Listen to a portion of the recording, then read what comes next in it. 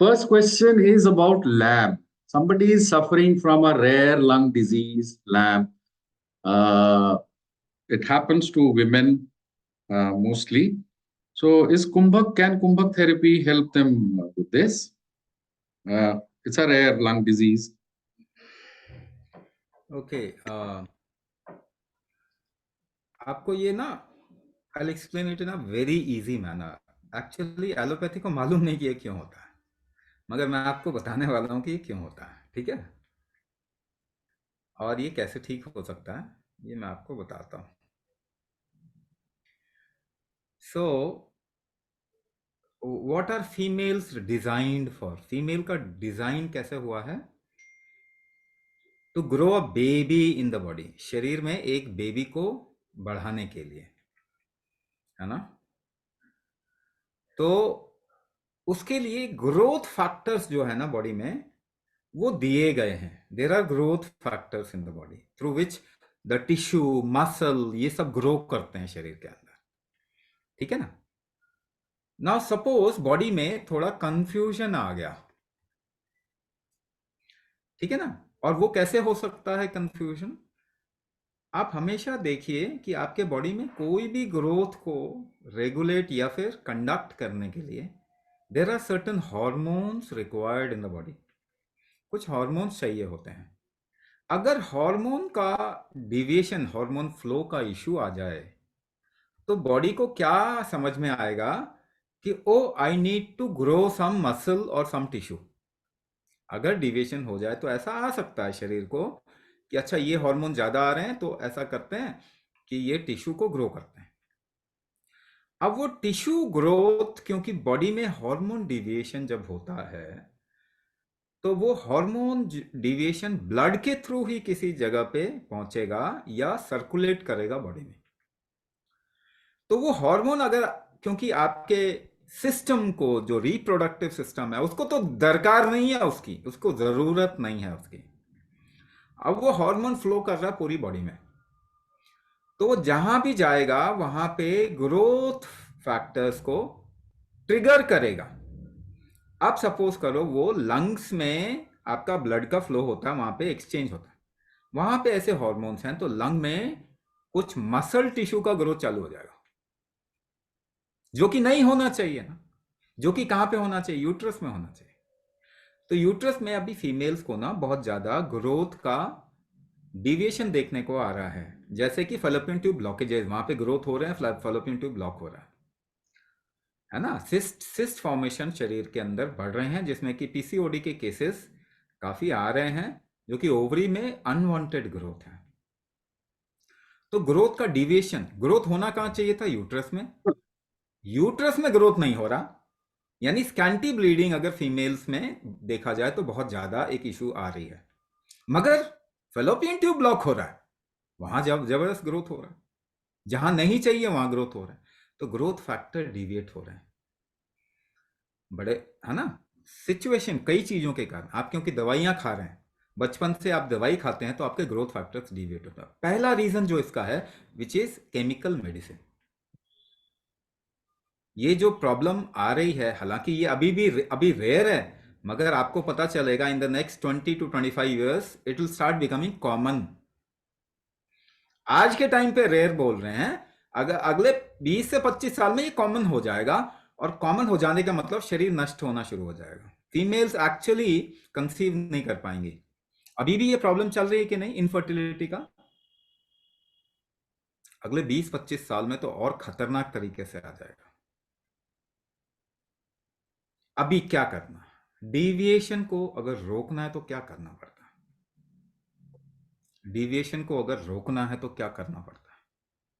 तो ऐसा एग्जाम्पल समझिए कि आपने 10 छोटे छोटे पपीज उनको घुमाने ले जा रहे हैं और सबको बांध रखा है, अपने आपके हाथ में पकड़ रखा है, सारी जो रस्सियां हैं आपके हाथ में, and everybody is trying to run away here and there, हर एक इधर उधर भाग रहा है ना? तो आप क्या करते हो? अगर ज्यादा भागने लग गए तो क्या करेंगे?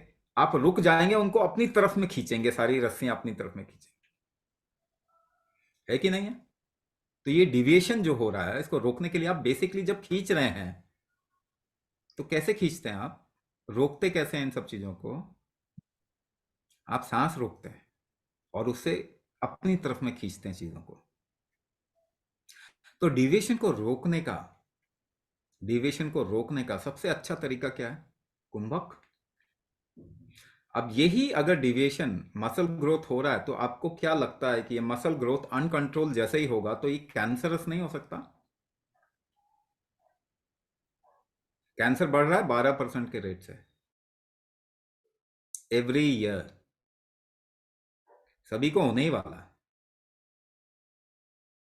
What I am saying is, आपको जो सुनाया जा रहा है, समझाया जा रहा है ना, प्लीज अंडरस्टैंड।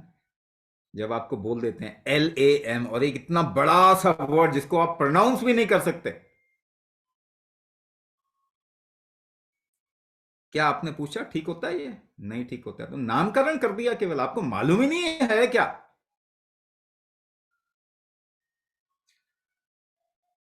डायबिटीज ठीक हुई है 100 साल में? कोई अस्थमा ठीक हुआ 100 साल में किसी का मेडिसिन से? हाँ, एलर्जी ठीक हुई है किसी की मेडिसिन से?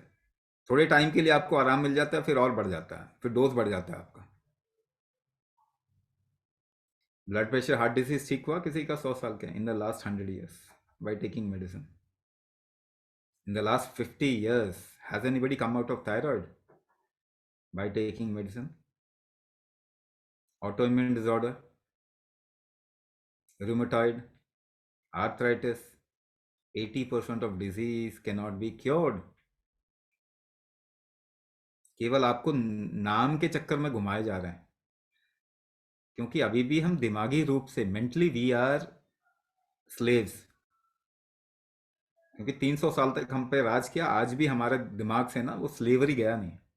You are not asking, you are Indians, you are intelligent people, आप भारतीय हैं, आप बहुत समझदार लोग हैं, please come out of your education.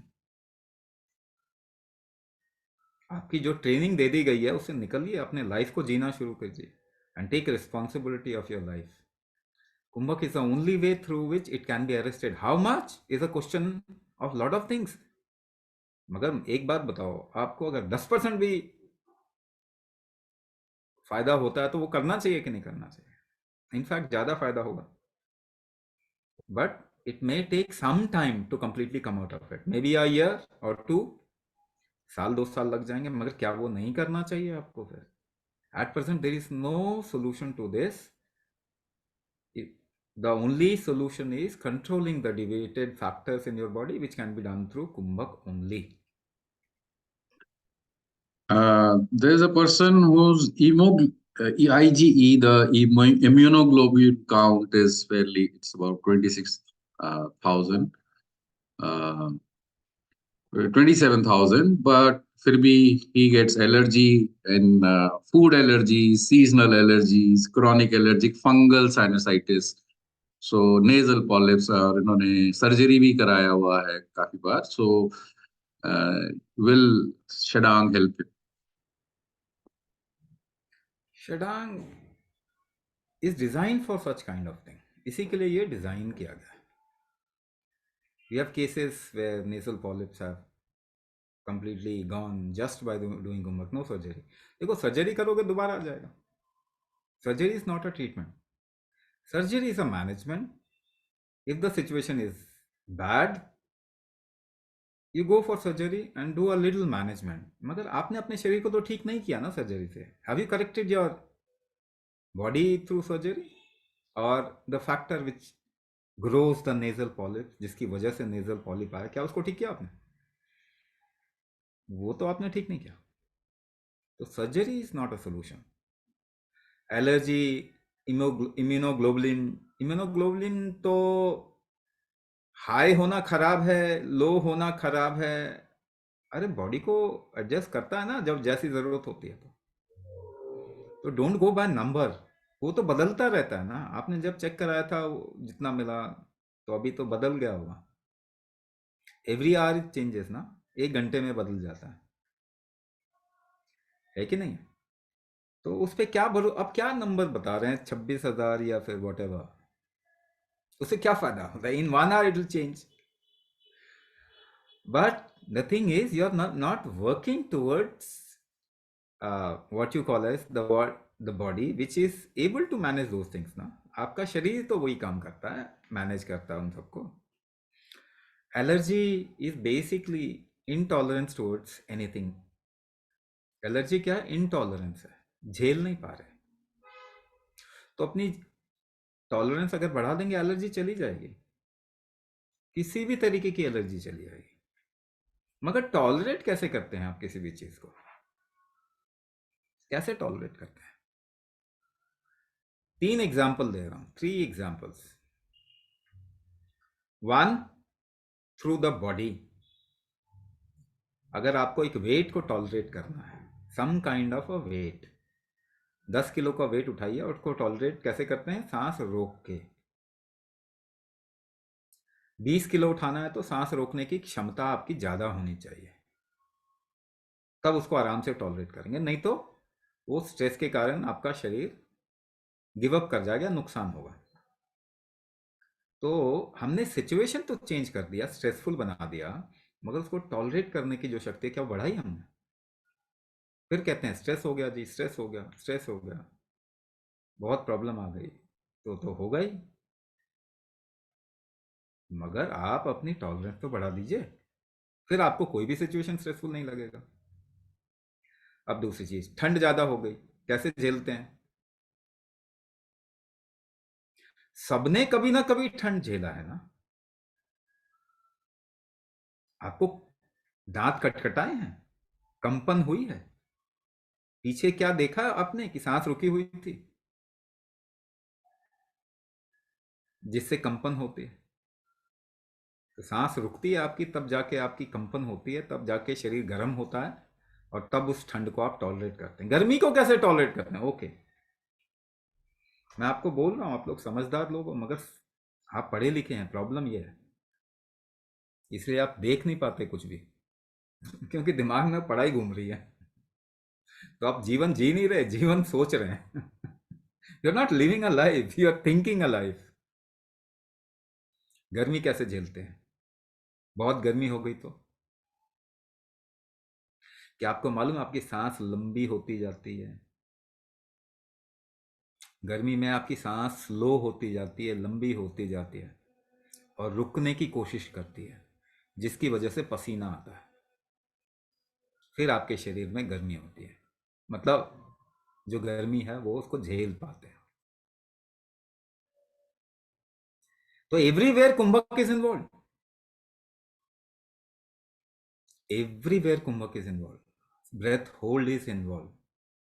Breath hold ही है जो बताता है कितनी आप गर्मी झेल पाएंगे, कितनी ठंड झेल पाएंगे, कैसी सिचुएशन को झेल पाएंगे कि नहीं झेल पाएंगे, किसी बीमारी को झेल पाएंगे नहीं झेल पाएंगे.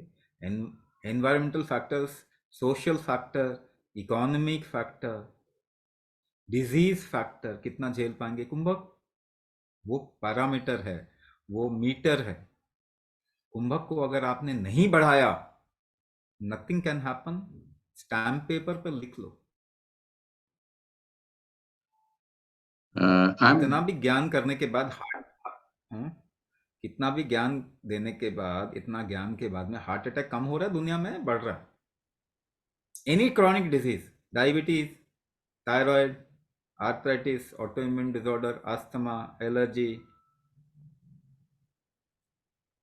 क्योंकि आप सही डायरेक्शन में जब तक नहीं देखेंगे सोल्यूशन नहीं मिलेगा. I'm a 23-year-old person with history of smoking for 5 years. थोड़ा breathlessness था. I had breathlessness. Doctor said it is early bronchitis and small airway disease. So they are generally progressive. Can this be addressed with shutdown? It is not progressive. Again it's a hoax. किसी को कुछ बेचना है ना, तो कोई narrative बना देता है, क्योंकि वो ठीक नहीं कर सकते. प्रोग्रेसिव क्यों बोल रहे हैं? ये आगे ही बढ़ता जाएगा,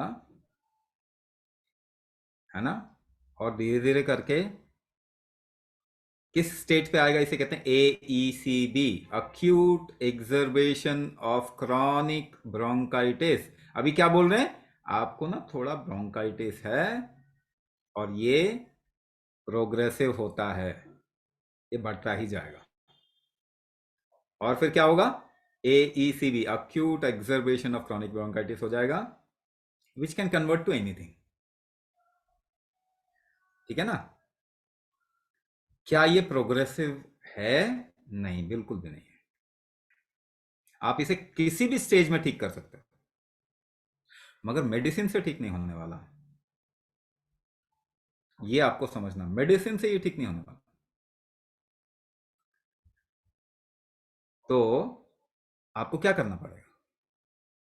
आपको अपने लंग्स की एल्वेओलाई की स्ट्रेंथ बढ़ानी पड़ेगी। मैंने ये बहुत एक्सपेरिमेंट करके देखा। स्मोकिंग प्रॉब्लम नहीं है, you are not able to bear, that is a problem. वो धीरे धीरे वो आप नहीं बढ़ा रहे। नहीं तो दुनिया में 90 साल 100 साल तक लोग स्मोक करते हैं, कुछ नहीं होता है ना। और जो लोग स्मोकर्स नहीं है, क्या उनको ब्रोंकाइटिस नहीं हो रहा? पोल्यूशन से कहां भागेंगे वो? वहां उससे तो भाग नहीं सकते ना। ऑप्शन क्या बचा फिर? ऑप्शन एक ही बचा कि आप लंग की हेल्थ बढ़ा दो, एल्यूलाई की स्ट्रेंथ इंप्रूव कर दो, जो लंग्स के टिश्यूज हैं उनकी स्ट्रेंथ इंप्रूव कर दो। अगर उनके स्ट्रेंथ की इंप्रूवमेंट, अगर वो सही, उनकी फ्लेक्सिबिलिटी सही रही, उनकी स्ट्रेंथ सही रही, तो हमेशा आपका शरीर जो है, आपके शरीर के अंदर जो भी कुछ जाएगा ना, उसको वो क्लियर आउट करता जाएगा। और एक चीज है, आपने कितने भी टाइम स्मोकिंग किया हो, जस्ट डू 6 months ऑफ कुंभ, आपके लंग की हेल्थ 80% इंप्रूव हो जाएगी। 80% इंप्रूव हो जाएगी केवल 6 महीने कुंभक करने के बाद, आपने कितना भी स्मोकिंग किया। So it is not true that it is progressive. First of all, yes it is progressive if you don't do anything about it. अगर इसके बारे में कुछ नहीं करेंगे तो प्रोग्रेसिव होगा ना वो। लेकिन अगर इसके बारे में कुछ करेंगे तो प्रोग्रेसिव नहीं होगा, ठीक हो जाता है। इन्फ्लेमेटरी कंडीशन अभी ज़्यादा होती है। इन्फ्लेमेटरी कंडीशन के लिए एक ही उपाय है कि you improve the stretchability of your lungs. उसका फ्लेक्सिबिलिटी आप इंप्रूव कर दीजिए, टिश्यूज का स्ट्रेचेबिलिटी ऑफ लंग्स इंप्रूव कर दीजिए, वो कुंभक से ही होगा, और कोई तरीका है नहीं। Can things like seasonal allergies and sinus cause high TSH?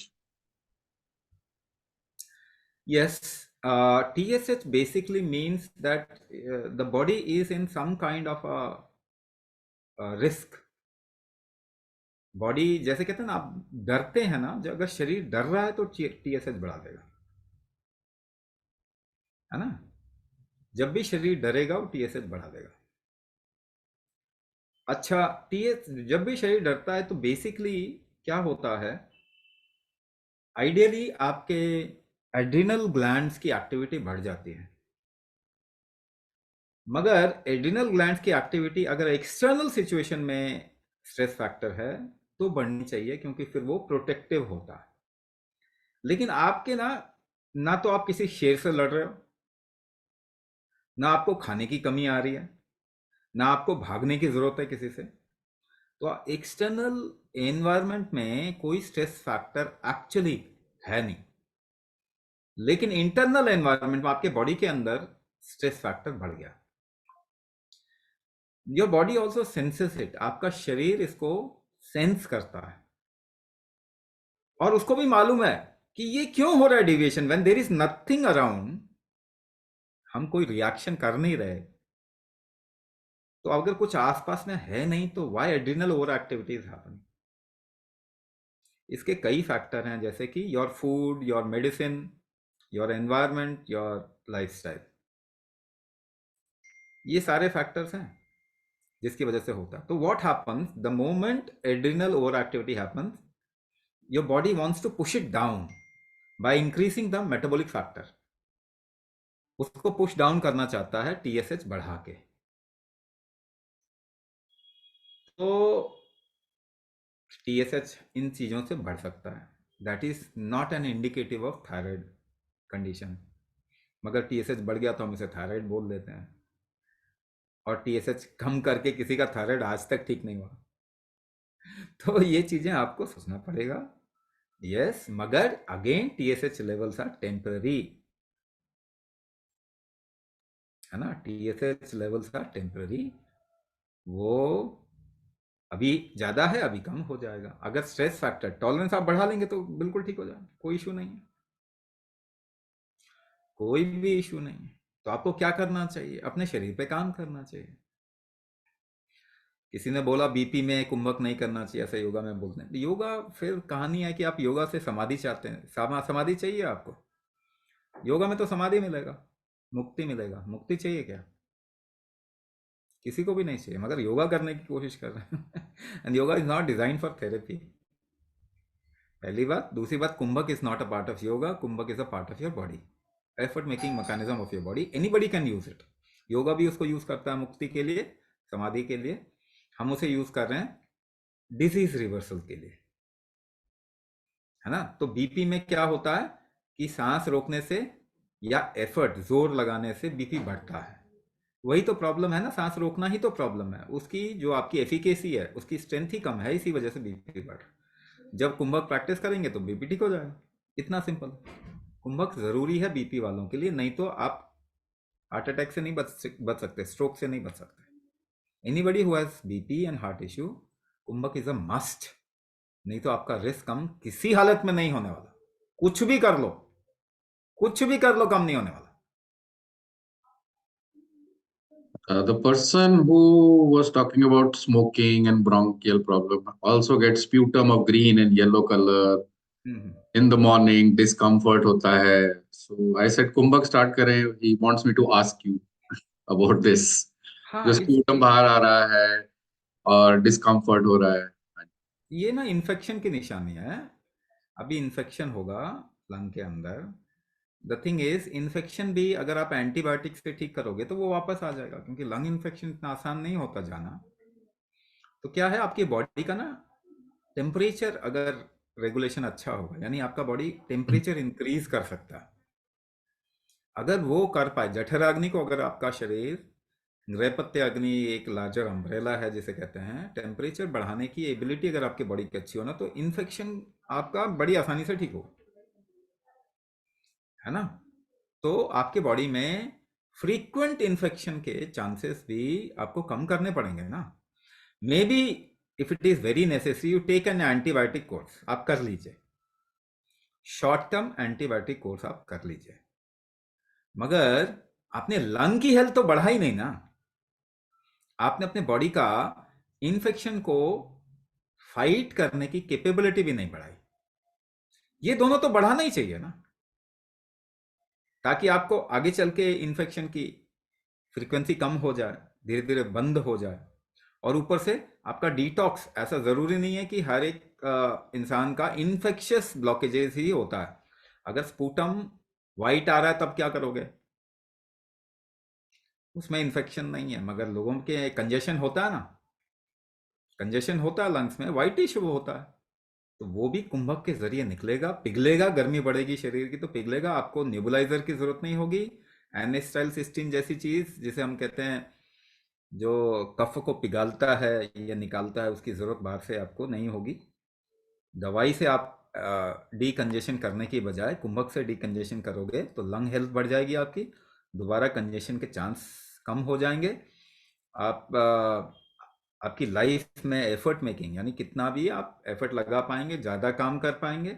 आपकी मेमोरी में अगर कोई इशू आ रहा है, क्योंकि इसमें जब आप सांस ठीक से नहीं ले पाते तो मेमोरी का डिविएशन होता है, डिमेंशिया हो सकता है, वहाँ तक जा सकता है। और ऊपर से अगर कंजेशन होगा तो आपका शरीर ब्लड प्रेशर बढ़ाएगा, क्योंकि उसे कंजेशन से निकलने के लिए प्रेशर बढ़ाना पड़ता है।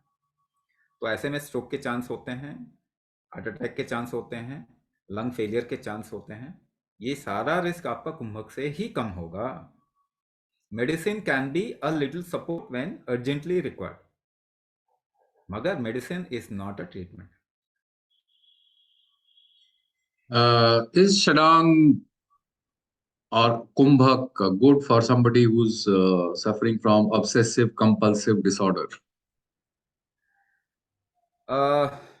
what you call as mind is not different from your body. आपके शरीर से अलग नहीं है आपका माइंड,